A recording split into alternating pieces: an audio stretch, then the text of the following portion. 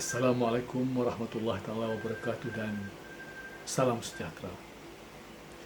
Selamat bertemu kembali dalam saluran Zaidin Abadi di platform youtube.com. Kepada saudara-saudara yang kembali menonton video saya dalam saluran ini, saya ucapkan jutaan terima kasih. Dan kepada saudara-saudara yang baru pertama kali mengunjungi saluran ini, saya ucapkan selamat datang dan salam perkenalan. Semoga ada manfaat yang dapat saudara kutip daripada perbualan saya ini. Saya mohon sokongan saudara-saudara sekalian untuk subscribe, tekan butang loceng, butang like dan share video ini supaya ramai lagi rakan-rakan di luar sana akan dapat manfaat sedikit sebanyak daripada video yang saya paparkan ini. Saudara-saudara, pada kali ini saya tidak akan bercakap tentang buku, saya tidak akan bercakap tentang karya, saya tidak akan bercakap tentang karyawan, tapi saya sengaja mengajak anda untuk santai-santai, berbual, berbincang, berfikir tentang satu perkara, iaitu tentang merdeka. 31 Ogos 1957 tercatat dalam buku sejarah sebagai tarikh kemerdekaan tanah air kita. Walaupun ketika 1957 itu negara kita masih belum lagi diberi nama Malaysia, tetapi itu adalah tarikh yang dicatatkan sebagai tarikh kemerdekaan Persekutuan Tanah Melayu atau Malaya daripada tangan penjajah. Dan penjajah pada waktu sebelum kita merdeka ialah British. Almarhum Tengku Abdul Rahman Putra, Perdana Menteri yang pertama, telah mengisytiharkan kemerdekaan bertempat di Stadium Merdeka, Kuala Lumpur, dihadiri oleh puluhan ribu rakyat dari seluruh pelosok tanah air yang bergembira menyambut kemerdekaan yang diisytiharkan itu. Dalam upacara yang gilang gemilang itu turut dihadiri oleh sultan-sultan dari negeri-negeri Persekutuan Tanah Melayu, juga pesuruh jaya tinggi British ke Tanah Melayu.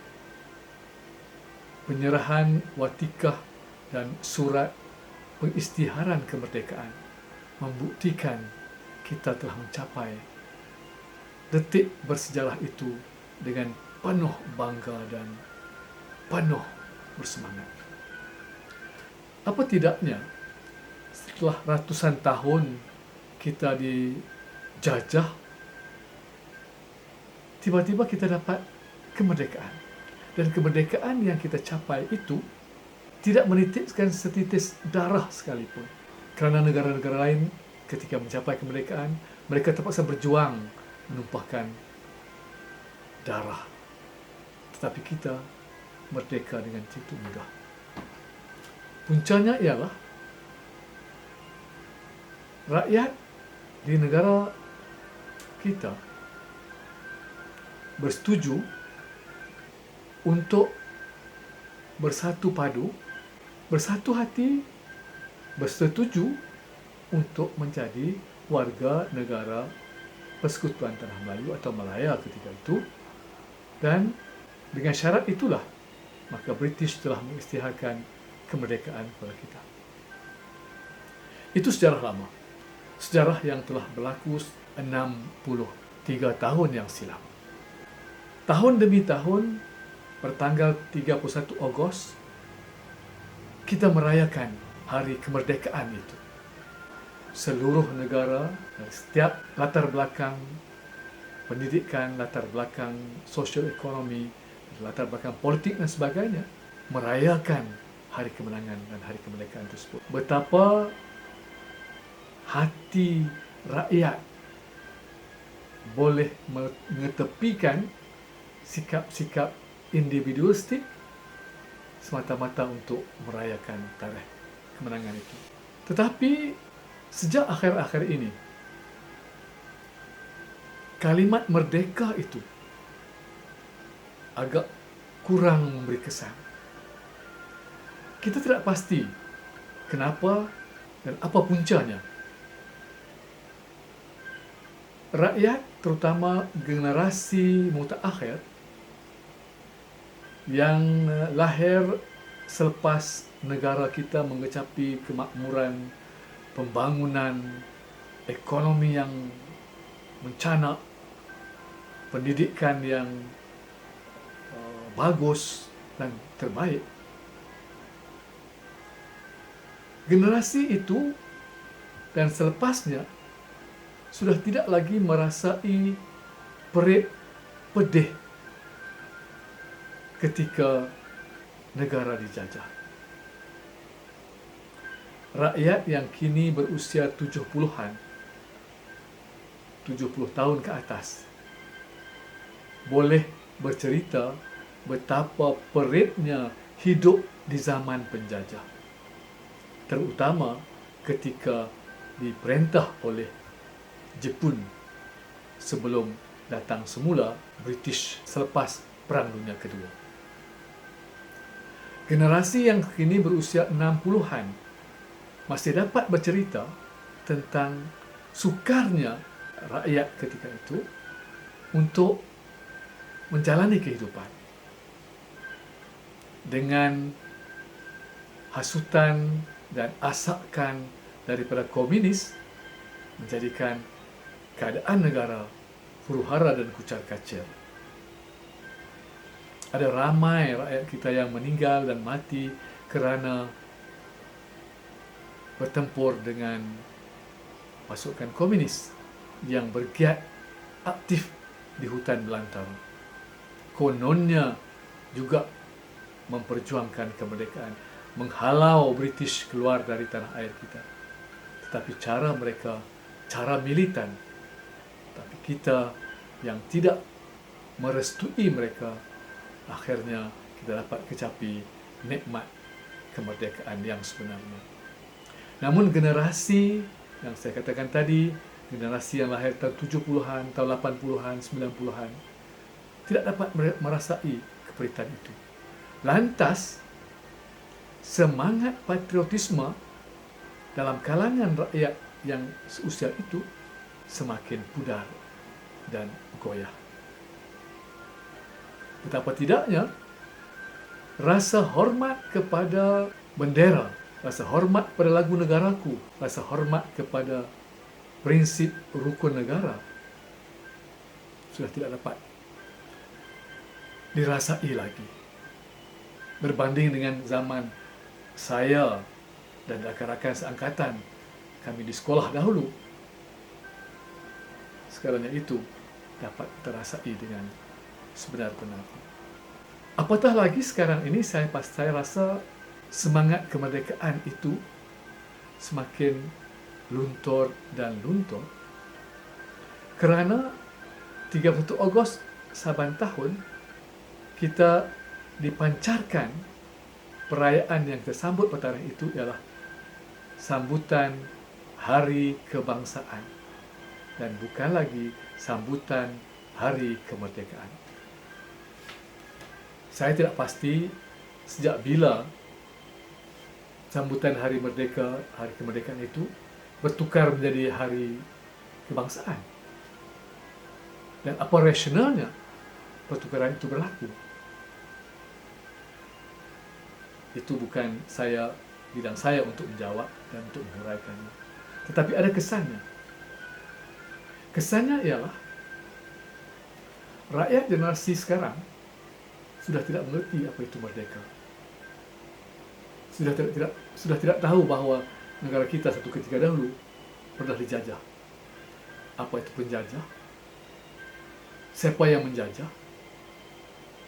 Dan kenapa kita dijajah? Hasilnya kita dapat kemerdekaan. Bagaimana perjuangan untuk dapat kemerdekaan itu? Juga tidak dapat dirasai oleh generasi masa kini. Apatah lagi sekarang ini apabila sambutan Hari Kemerdekaan itu bertukar menjadi sambutan Hari Kebangsaan. Kalau kita nak katakan kerana percantuman antara Semenanjung Tanah Melayu atau Malaya dengan Singapura, dengan Sabah dan Sarawak pada 1963 menubuhkan Malaysia itu sebagai Hari Kebangsaan, maka kita kena pastikan bahawa 31 Ogos masih lagi tarikh merdeka, 16 September itu Hari Malaysia. Kerana istilah kebangsaan itu tidak tepat untuk meraihkan kemerdekaan. Hari Kebangsaan meraihkan Hari Bangsa. So, apa bangsa kita? Di negara kita Malaysia yang terdiri dari yang berbilang bangsa, berbilang kaum, berbilang agama, berbilang budaya, maka tidak boleh ada satu istilah bahawa kita merayakan Hari Kebangsaan. Justru itu, semangat patriotisme terhadap negara Malaysia semakin pupus.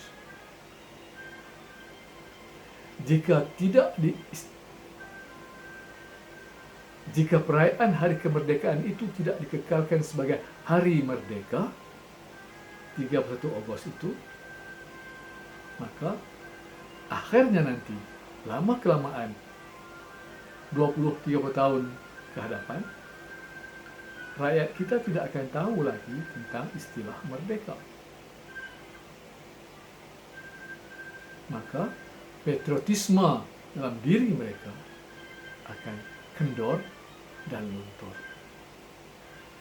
Nah, saya hanya melontarkan satu pemikiran, terpulanglah pada anda untuk menilainya.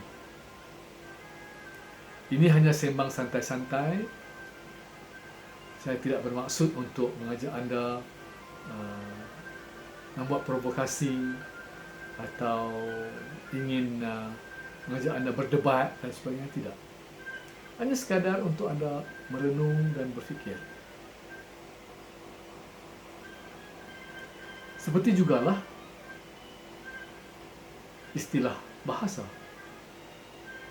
Dalam perlembagaan kita, perkara 152 menyatakan bahasa Melayu itu sebagai bahasa kebangsaan. Tetapi akhirnya perlahan-lahan ia bertukar menjadi bahasa Malaysia.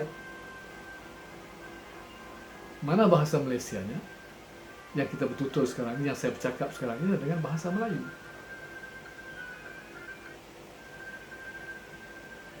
Dengan satu ketika nanti, bahasa Melayu hanya tercatat dalam perlembagaan, tapi dalam perbualan, penulisan, dalam penulisan, ia sudah bertukar menjadi bahasa yang bukan lagi bahasa Melayu sebenarnya.